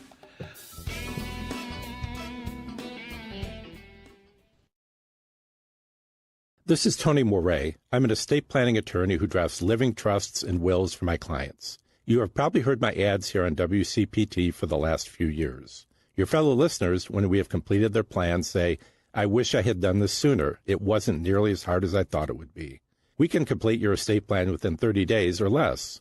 There are certainly decisions that need to be made, but my 30-plus years of experience will help guide you through this process. There may never be a perfect time to start, but whenever I'm asked when is the best time, my answer is always the same. Now is the best time, while it is on your mind. Being able to tell your family that you have an estate plan in place, that all the details have been taken care of, will be a great relief to both yourself and those you care for the most. Our initial consultation is without charge, and there is no obligation. My phone number is 847-996-0496, and my website is moretlawoffice.com, spelled M-O-R-E-E. I look forward to speaking with you. You know, winter in Chicago hits hard. Is your home ready to stay warm and energy efficient? At Green Attic, they help you fight back against the cold. They're Chicagoland's trusted experts in attic insulation, spray foam, crawl space encapsulation, and mold remediation, solutions that lock in warmth and cut your heating bills. If your upstairs feels freezing or your furnace never stops running, your attic might be the culprit. Their team seals in comfort and stops energy waste at the source. Need roofing? Their sister company, Green Attic Roofing, offers asphalt, flat, premium roofs, and even Tesla solar roofs, all backed by a 10-year labor warranty and instant online quotes. Winter storms don't wait. Replace that aging roof now and protect your investment. With over 15 years of experience and more than 1,000 five-star reviews, Green Attic delivers real comfort, real savings, season after season. Visit greenattic.com for a free insulation consultation or go to greenatticroofing.com for your instant roofing estimate. Green Attic, healthy home, happy family. You're listening to WCPT 820. Here's the latest Chicago weather update. From the Weatherology Weather Center, I'm meteorologist Jennifer Wojcicki. A winter weather advisory will go into effect shortly, and then a winter storm watch goes into effect here later this evening. We'll see periods of snow showers here for today with cloudy skies and a high into the upper teens. For tonight, a chance for snow, cloudy, a low near 9 above. Saturday, another chance for snow, cloudy skies, high around 24. Sunday, mostly sunny, high around 26 degrees. That's your latest Chicago weather update. Currently, it's 10 above. WCPT 820, Chicago's progressive talk, where facts matter. He's not here to yell. He's here to inform and maybe stir the pot. This is Chew's Views with Richard Chew. Hey, guys, welcome back to the show. Thanks to Michelle Duster for being with us. And, of course, thanks to Karen Byrne from TruBlu Politics podcast and from our Comptroller here in Illinois, Susana Mendoza, for being with us as well. Our next guest has been with us a number of times and is another voice that speaks to this part of the country that just won't look at itself. And by not doing that, it perpetuates a lot of the stress that we're feeling right now. You know, what's going on in Minneapolis with ICE is largely due to the fact that the country can't and won't take a serious look at itself. And when it does, it gives itself a backdoor and out to continue to perpetrate the racism, the sexism, the bias that we have. Who am I talking about? Talking about author, speaker, also a historian, and my good friend, my man, Dante King. Good morning, Dante. Welcome to the show. How are you doing this morning? Good morning, Richard. It's great to be with you, as always. I'm excited because I'm celebrating the release of my newest book. It's called The Psychopathy of Whiteness, The Epigenetics of Anti-Blackness, Malignant Narcissism, and Collective Diabolical Antisocial Personality Disorder. Yeah, that's a mouthful. That's a whole platter of information and title. Listen, man, you've been running around like it's like you are all over the place with some of your great videos and posts, which I truly appreciate, and I love that I follow you. Not only have you on the show, but that I follow you on social media because there's so many wonderful things that you post. And you, like Michelle, are a truth teller in the space where people don't want to hear truth. And without hearing that truth, without digging in to that truth about our country, it doesn't allow us to actually move forward. And I say that what's happening with ICE right now, specifically in Minneapolis and more broadly throughout the country, is a revisiting of what took place during enslavement and certainly during Jim Crow, post-enslavement. And that is about simply rounding up people because of the color of their skin, not because of what they've done. And I'm going to cite you something real quickly that was just sent to me that ties into this. So there were a group of people in Minneapolis that went into a church and protested that that the leader of that church was also a member of ICE. And they protested. They exercised their First Amendment rights. They didn't tear stuff off the walls. They didn't leave feces behind. They didn't tear anything down. January 6th. And there was a particular person that was part of this that was also that was covering it as a journalist. His name is Don Lemon. Mm-hmm. Don Lemon got arrested last night by federal agents for his quote unquote part in this invasion of this church. But what I don't see yet are the numbers of white people who were there protesting that got arrested. Don Lemon got arrested, and so it's a breach of First Amendment rights. But more importantly to me, he's the black man that got arrested. What about the other folks that didn't get arrested? That's right. Well, I think it's so important to contextualize this through facts. America has always been a fascist state. The United States is a fascist state. I think white people are surprised in this moment because the ire and the evilness has not been turned on them, and they're seeing it being turned in their direction. But when we go back to, for example, and I'm just going to read the text of the Nationality Act of 1790, March 26, 1790, the United States Congress passed a law that stated, be it enacted by the Senate and House of Representatives of the United States of America, and Congress assembled, that any alien being a free white person who shall have resided within the limits and under the jurisdiction of the United States for the term of 2 years may be admitted to become a citizen thereof. So what does that mean? That means that where you get to live depends on this conception of whiteness, which is really not real. It's a construct, because Europeans were not white. They were English, they were Dutch, they were Norwegian, but they are adopted into this conglomerate, which really is set up to function as a cult. Because if one is not white, then they are pathologized, they can be murdered, they can have all sorts of things done to them. And so when you think about this, and then you contextualize it by, the Indian Removal Act of 1830 and how President Andrew Jackson defied a Supreme Court ruling, and I think it was 1835. It's the Samuel Worcester incident that happened in the state of Georgia. But then, in any case, it got escalated to the Supreme Court. President Jackson defied that Supreme Court order and sent federal troops to remove a number of Indian nations out of Florida, Georgia, Mississippi, I believe. Yep. And they had sovereignty there under the Adams-Onis Treaty. So we've seen this before. And then if you go to, and I'll be quiet after this, but the Fugitive Slave Act of 1850, where the United States Congress passed a law that stated that any white person who suspected that a Black person was an enslaved person, they could stop them and have them turned in for a bounty. So what does that mean, right? The weaponization of whiteness, right? The moral inversion of whiteness. I really do think we have to understand all of what's happening right now through a historical lens and a historical legal lens, right? Psychological lens. A constitutional lens, because of the way in which, to your point, that Andrew Jackson defied a Supreme Court ruling, and by then, and in doing that, superseded what was already part of other rulings. I want to read something to you guys. Something that I'm kind of working on and putting together in conjunction with a few other people about white privilege. People misunderstand this sometimes. I've talked to folks, Dante, where I've said that is happening, or you're benefiting from white privilege, and their response to me, and I know you've had this response or a similar one, is, well, Richard, I don't. My mother and father worked hard, and they didn't have a silver spoon, and I'm not one of white privilege. And the excuse, which is because the perception is that white privilege is about your state in which you were born and how you ascended in this country. It's not just that. That's solely. That is part of it.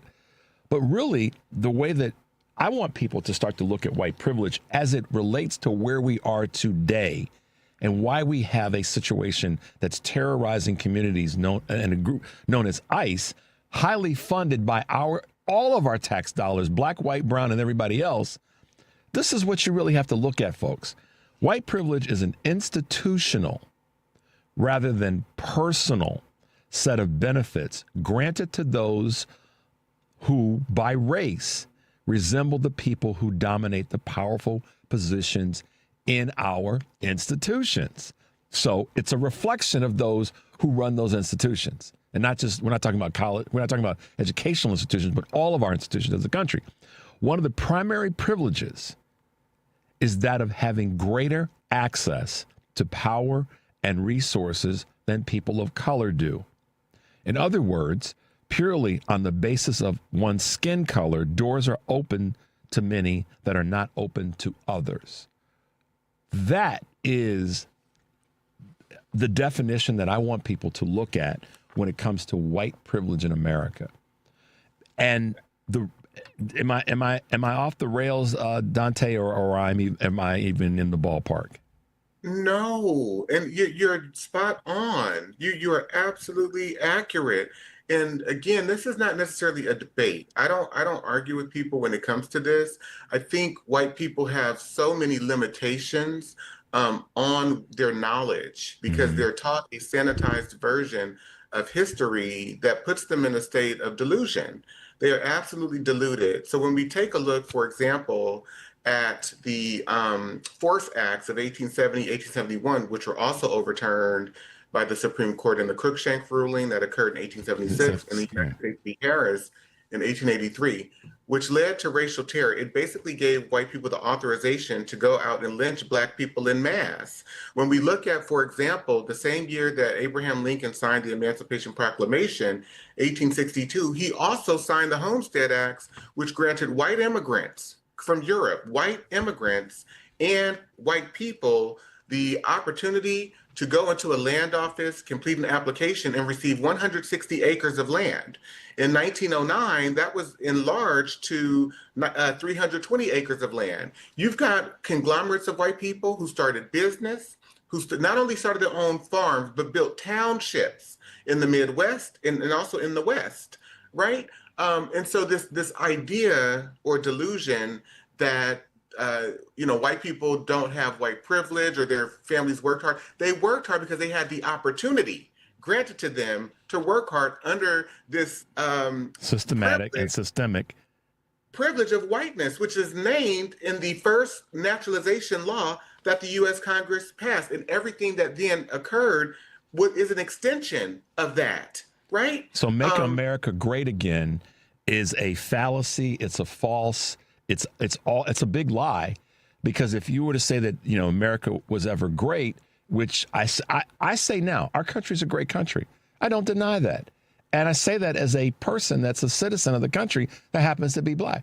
We're a great country, but we're not a perfect country. We're not a country that has really faced its biggest stain. I mean, I criticized Jake Tapper for the title of his book, The Original Sin, about Joe Biden and why he should have left the race earlier and what all that garbage, because the original sin, and to use that was, I thought was really kind of weak on his part. And I said that to him, that why did you use it? The original sin is not a decision made by, any politician about running for office. It's the stain of enslavement in this country. And then the perpetuation of all of that disconnect from the rest of the society. I want to not so much pivot, but ask you another thing to layer on top of this.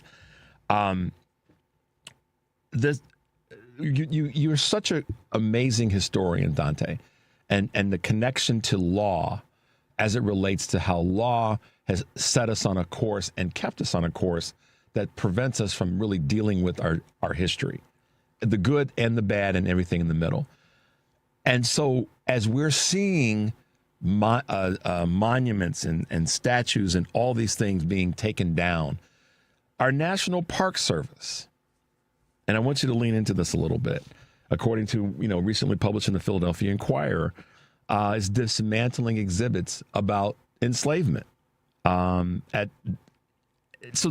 talk a little bit about that as it relates to, once again, not just sanitizing history or teaching a sanitized version of history, but destroying true documents and artifacts that speak to our history.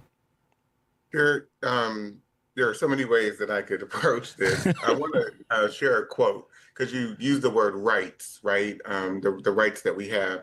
There's a book called The Falsification of African Consciousness, Eurocentric History, Psychiatry, and the Politics of White Supremacy. It's written by Dr. Amos Wilson over 30 years ago. And he says in this book, there are so many of us who believe that fair housing laws, civil rights laws, voting laws, and so forth guarantee our freedom. That is an illusion. What a flight into fantasy.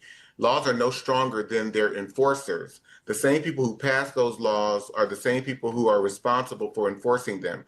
If the people who enforce the laws no longer decide to do so, the laws are of no value and have no power. ultimately then fairness rests not in laws, but in the activities of people and in the attitudes and consciousness of people. Therefore, if the people who are responsible for enforcing those laws change their attitudes, then the treatment of those people whose freedom is protected by those so-called laws is changed as well. So rights and privileges are fluid. We don't have them in concrete terms. When it comes to what the National Park Service is doing, it's a matter of correcting, it's a matter of narcissistic injury that white people have always had about the existence of Black people remaining here after the abolishment of the institution of slavery. We forget that President Abraham Lincoln was involved in talks with Panama trying to get Black people to leave this country en masse. And if they could have gotten enough votes between 1850 and 1859, there would be no people of African descent here. And so there's always been this contention, because we are a reminder that white people once enslaved us and profited from our exploitation, or the exploitation of our ancestors. And so by destroying these documents, by ridding, these museums of historical artifacts, it's a way to sanitize their identity, because narcissists only care about how they appear to the outer world, to the outside world. And there's never been, in my review of history or analysis, a true moral correction when it comes to what has been done to Black people in this country. It has always been political, and America trying to correct its reputation to the outer world. And that's why, people are pushing back, which I knew was going to be the case today with, starting us off with our great white liberal friend, Karen. Karen Byrne from TruBlu Politics here in Chicago. She's a great person. To Michelle Duster, and now you. I knew that this was going to be a day of pushback, so I had to kind of add some steel to my spine this morning. But I'm going to push back when people say we're not a fascist country. We're not all the things. At the end of the day, if we want to soften it for those who can't handle the heat, the country has acted in a fascist way. If you can't handle the heat of being a fascist country, and right now, it is an authoritarian country, or it is a country acting like an authoritarian fascist regime. That's a fact. Look at the data, and it's not a biased statement. It's just looking at the data, looking at the numbers, looking at the facts, and why. What cracks me up so many times, Dante, is how many times when people get pushed in this conversation, they get frustrated, they get angry.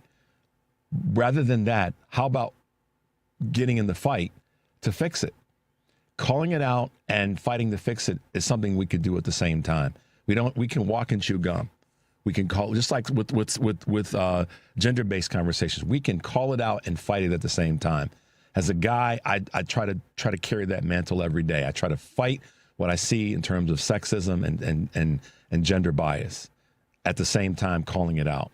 I think that our white allies, like Karen, are calling it out and fighting it at the same time. You don't have to just do one. You don't have to just call it out and not do anything, or just fight and not, fight for for fighting's sake.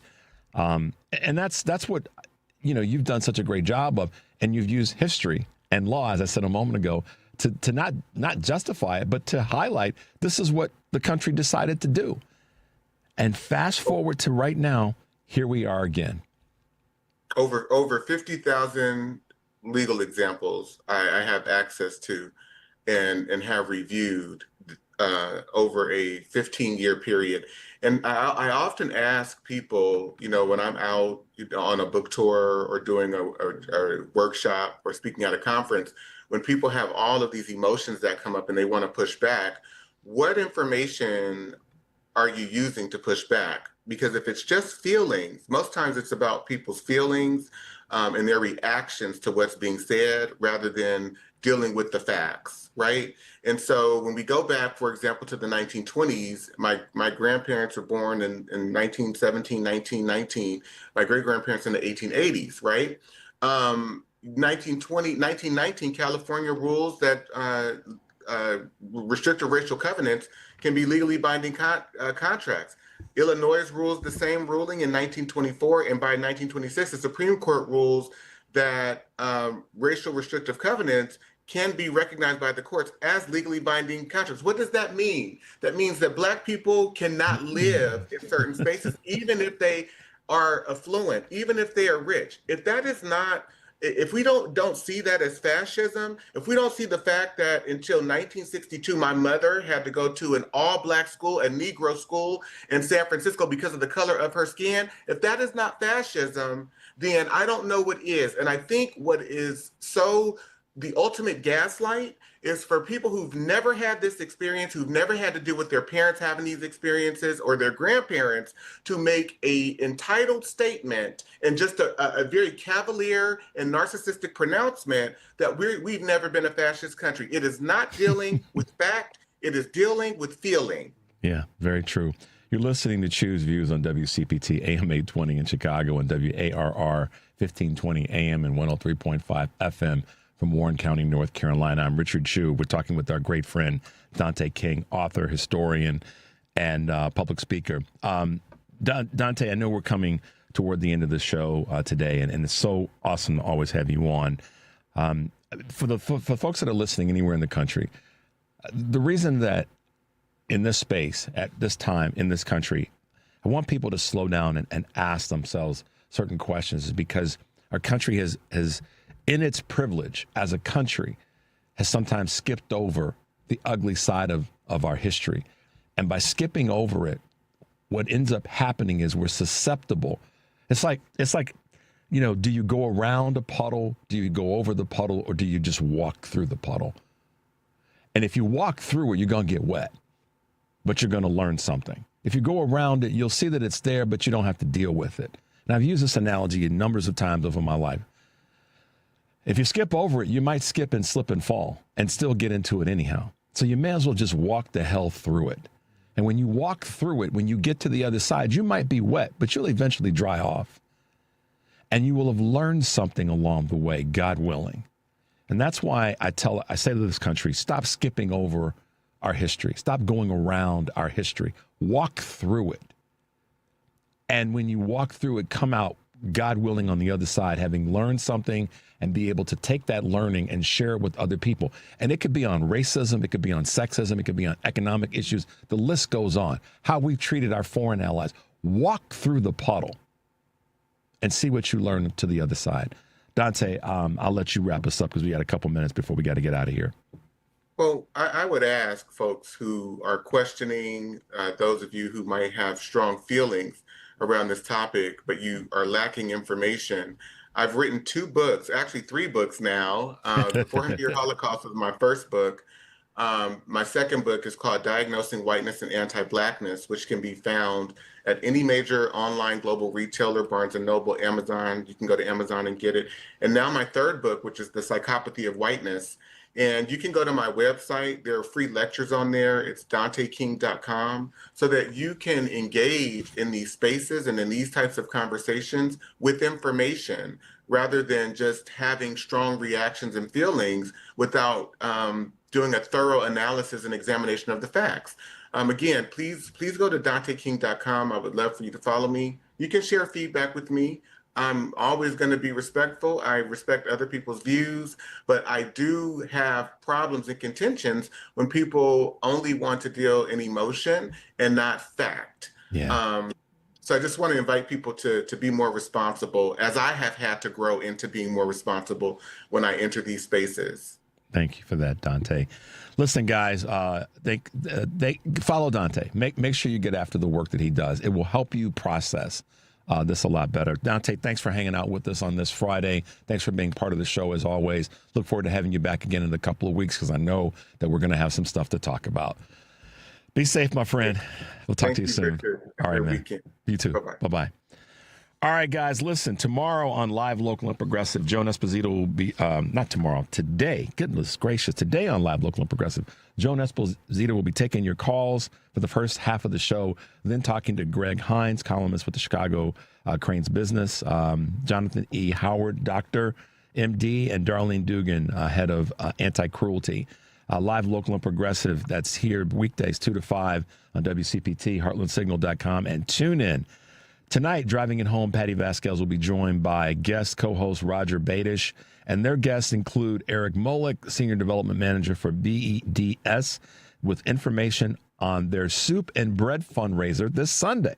Driving It Home with Patty Vasquez, weekdays 5 to 7 here on WCPT, AM 820, Heartland Signal, website, TuneIn, YouTube, and Facebook.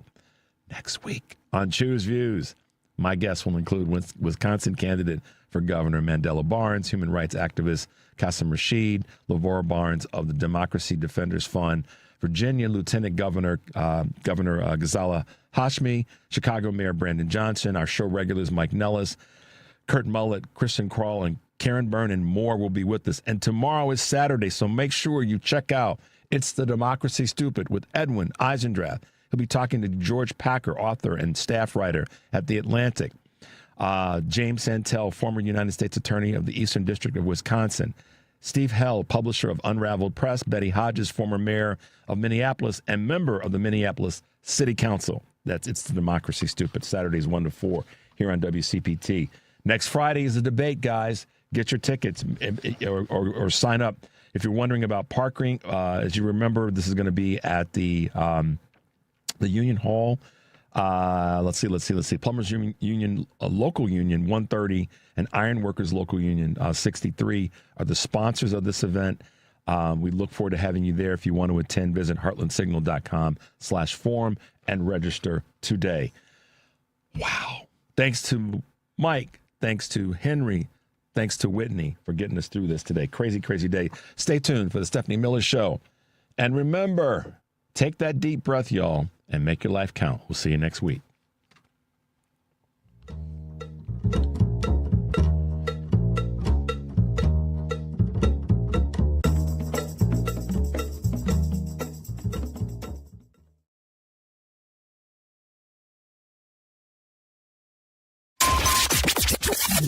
WCPT replay.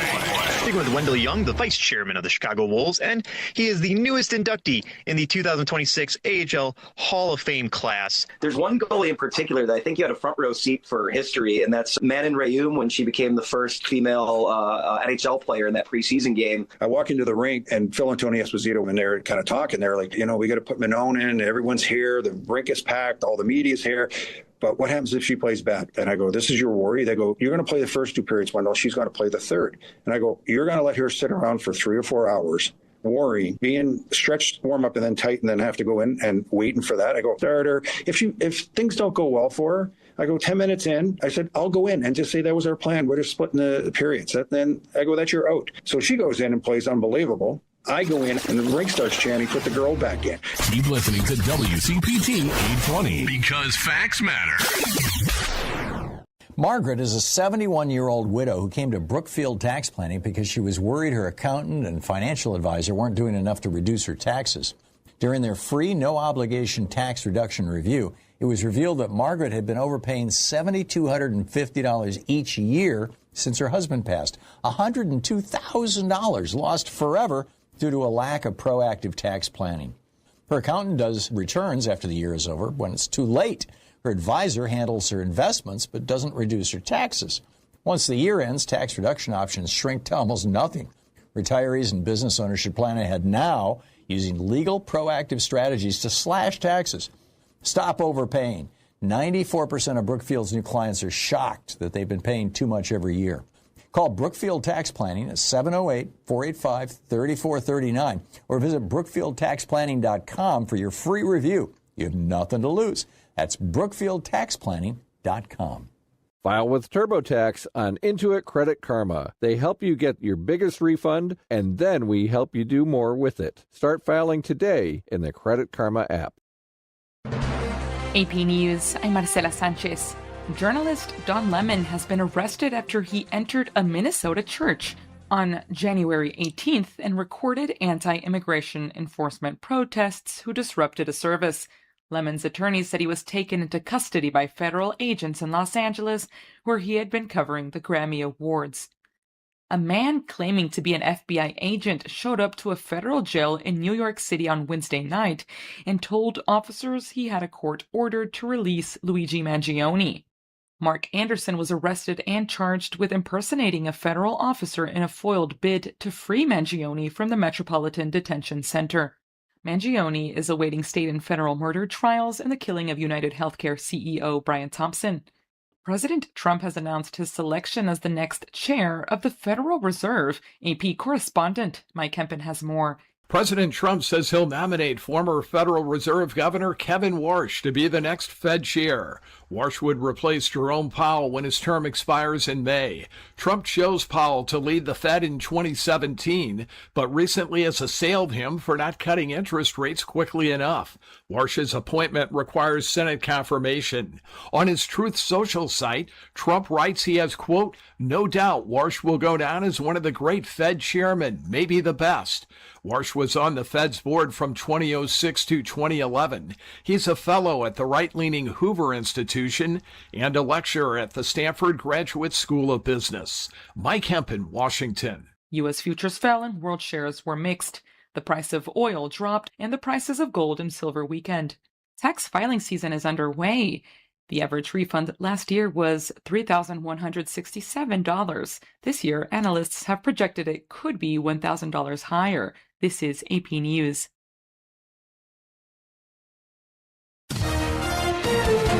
AP Sports, I'm Gethin Coolbaugh. Top-seeded Carlos Alcaraz defeated Alexander Zverev to reach his first Australian Open final. Top women's seed Aryna Sabalenka reached her fourth straight Australian Open final after beating Alina Svitolina. Every time I'm competing there, I really enjoy my time. NBA, 19-year-old top pick Cooper Flagg of the Mavs set an NBA record for scoring by a teenager with 49 points in a loss to the Hornets. NHL, Detroit's Patrick Kane became the NHL's all-time leading U.S.-born scorer with 1,375 points. In golf, Justin Rose has a one-shot lead at the Farmers Insurance Open after his opening round 10 under 62 at Torrey Pines North Course. Brooks Koepka shot 73 in his PGA Tour return, and NFL, the Falcons hired Ian Cunningham as GM. Gethin Coolbaugh, AP Sports. And I'm Marcela Sanchez, AP News. This is 820 AM, WCPT Willow Springs, and streaming worldwide at WCPT820.com. We are Chicago's progressive talk, where facts matter. Now, your WCPT 820 weather update. From the Weatherology Weather Center, I'm meteorologist Jennifer Wojcicki. A winter weather advisory will go into effect shortly, and then a winter storm watch goes into effect here later this evening. We'll see periods of snow showers here for today with cloudy skies and a high into the upper teens. For tonight, a chance for snow, cloudy, a low near 9 above. Saturday, another chance for snow, cloudy skies, high around 24. Sunday, mostly sunny, high around 26 degrees. That's your latest Chicago weather update. Currently, it's 10 above. This is Chicago's Progressive Talk, 820 AM, WCPT Willow Springs, and online at WCPT820.com, where facts matter. This is a WCPT Veteran Minute. In the midst of World War II, the 200 and 515th Coast Artillery Companies from New Mexico stood resolute against overwhelming odds. Composed largely of Hispanic soldiers, these brave men were stationed in the Philippines, where they faced the brutal onslaught of Japanese forces. Despite their lack of supplies, American and Filipino forces managed to fight the Japanese for 3 months. However, this was not a victory for the American and Filipino forces. As the American Army surrendered in Bataan, the U.S. and Filipino prisoners of war were forced into the infamous Bataan Death March. A grueling 65-mile forced trek under the scorching sun, marked by extreme deprivation and harsh treatment. Sadly, 829 men were never able to return home. New Mexico's veterans of the Bataan Death March are honored each spring with the annual White Sands Bataan Death March Marathon. People from all around the world join together in the desert at the White Sands to participate in the anniversary of one of the most tragic casualties of World War II. This has been a WCPT Veteran Minute. Take your driving to the next level in a brand new Porsche from the Porsche Exchange in Highland Park. Browse and test drive our extensive selection, like the 2026 Porsche Macan. Right now, lease the 2026 Macan for only $949 a month for 39 months. Discover performance like no other when you visit the Porsche Exchange in Highland Park or PorscheExchange.com. 8,519 due assignment for qualified buyers. Excludes tax, title, license, and dock fee. No security deposit required. Expires 2/2/26. Kids across America are going to school hungry. Millions of kids every day. But one simple thing can help change all of this for a hungry child in America. Good, healthy food and the energy it brings. With help from caring people across America, No Kid Hungry is providing healthy meals and hope to hungry kids so they can build better futures. To learn more about ending child hunger in America, go to helpnokidhungry.org today. This is WCPT 820, where facts matter. We do know why. Trump didn't fix